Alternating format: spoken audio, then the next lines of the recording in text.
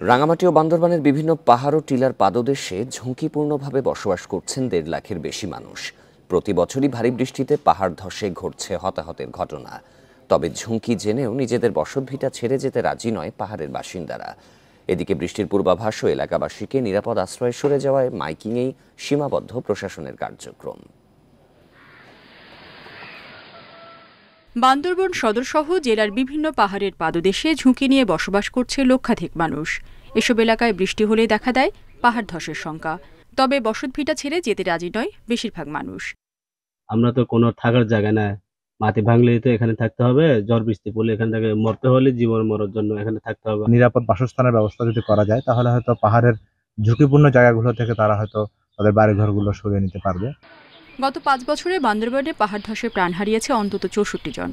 ঝুঁকিতে থাকা বাসিন্দাদের নিরাপদে সরিয়ে নিতে নানা পদক্ষেপের কথা জানালেন জেলা প্রশাসক। যদি নিরাপদ আশ্রয় নেওয়ার প্রয়োজন থাকে তা আমরা নিরাপদ আশ্রয় নিয়ে যাই। তদুপরি অনেকে আসলে আশ্রয় কেন্দ্রে যেতে চায় না, তারা তাদের আত্মীয় স্বজনের বাড়িতে যেতে চায়। আমরা তাও বলি যে আপনার নিরাপদ আশ্রয় যদি আপনি মনে করেন যে আপনাদের আত্মীয় স্বজনের বাড়িতে, সেখানেই অবস্থান করুন, তারপর আপনার ঝুঁকি এড়িয়ে চলুন।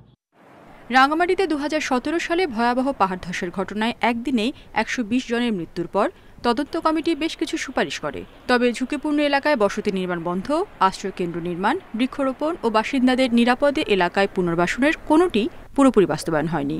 এলাকাবাসীর অভিযোগ, বৃষ্টি হলে সতর্কতার জন্য মাইকিং করেই দায় সারছে প্রশাসন।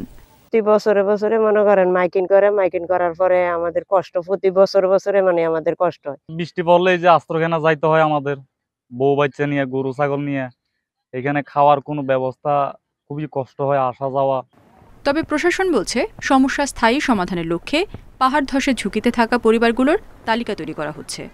আমরা নিয়মিত মাইকিং করছি, মানুষকে সচেতন করছি এবং আমরা বিভিন্ন ঝুঁকিপূর্ণ পয়েন্টে সাইনবোর্ড টানিয়ে দিয়েছি এবং মানুষগণ যেন নিরাপদ স্থানে বসবাস করে সেজন্য তাদেরকে উদ্বুদ্ধ করছি।